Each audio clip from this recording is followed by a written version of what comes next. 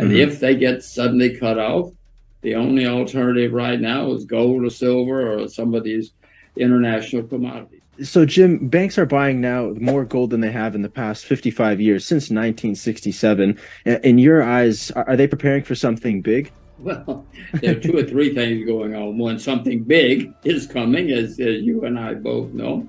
But also, I mean, people are being forced away from the U.S. dollar, which is terrible. But, you know, an international medium of exchange is supposed to be neutral. Anybody is supposed to be able to use it for anything they want with no consequences. But unfortunately now, in Washington, if they get angry at you, they put sanctions on you, even our friends. So even our friends are now saying, wait a minute, we have to find something to replace or compete with the U.S. dollar. And many people are working on a competitor. But in the meantime, these guys are saying, well, wait a minute, we better be ready, because if they suddenly cut us off, what are we going to do? And if they get suddenly cut off, the only alternative right now is gold or silver or some of these international commodities. All the talk is really the BRICS nations, China, India, Russia. You know, you're doing a commodities-backed currency to try to sort of supplement the U.S. dollar, and supposedly Saudi Arabia is favorably inclined to join that process. I don't know if it's official yet.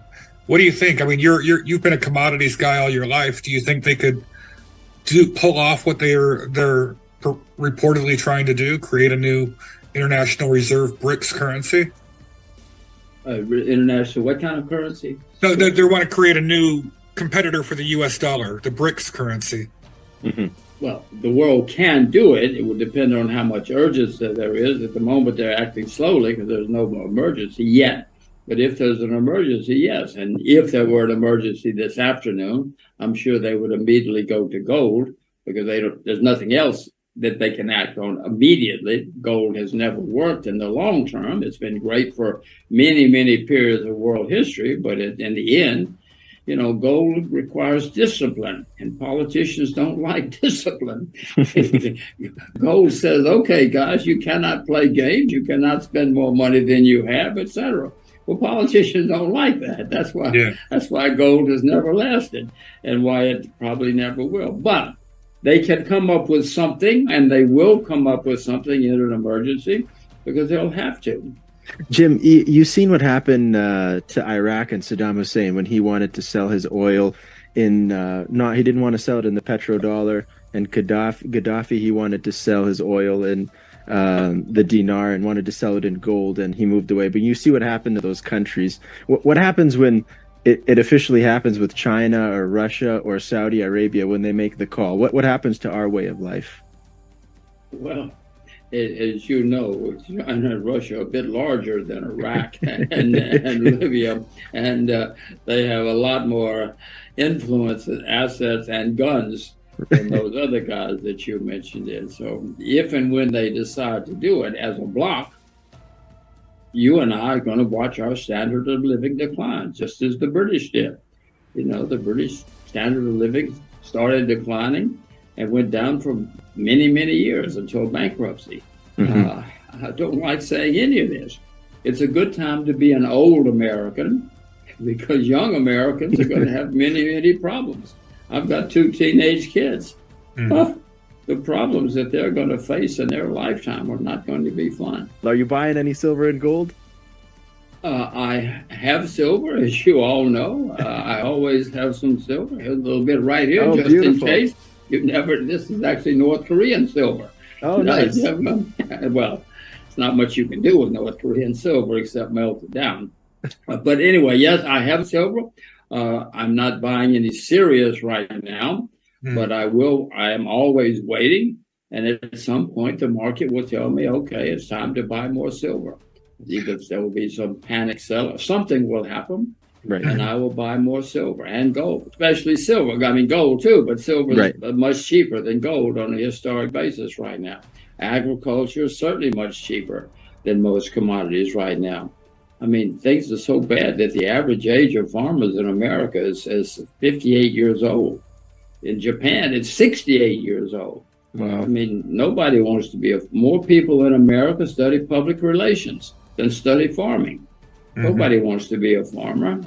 What I usually do is I get out the commodities and I look to see which has performed the worst, and which commodities, if it's agriculture, which has performed the worst, and that's where I start. Because often, you've all been around a long time, you know that markets revert, then the people that are bad today will be good tomorrow, and vice versa. So that's the way I do it. I look to see who's the worst performer.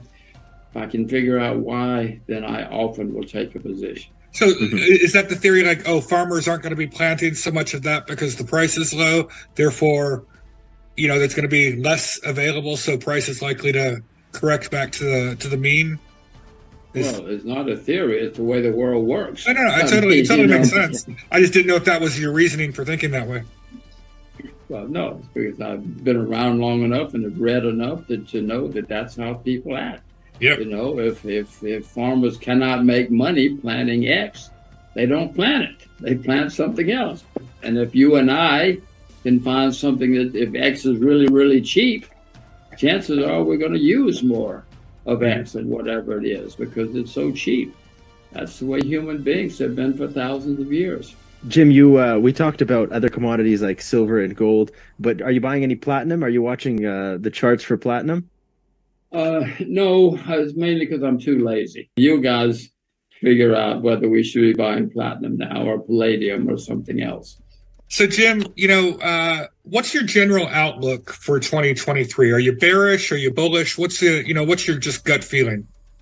Well, there's a huge amount of pessimism around right now. And in my experience, when there's so much pessimism, usually something happens to break the pessimism and we have a surprise rally. I would expect that to happen. I have no idea what will happen, but something, and we will have a better few months or a better year than most of us expect at the moment. I fully expect a recession on the horizon, et cetera, but that does not mean that something cannot happen. You know, China's just opened up again after several months, and China's the second largest economy in the world. So there can be good things happening in the world for a while. So I would suggest to people that if you're terribly pessimistic, you examine all the pessimism around. It usually does not last.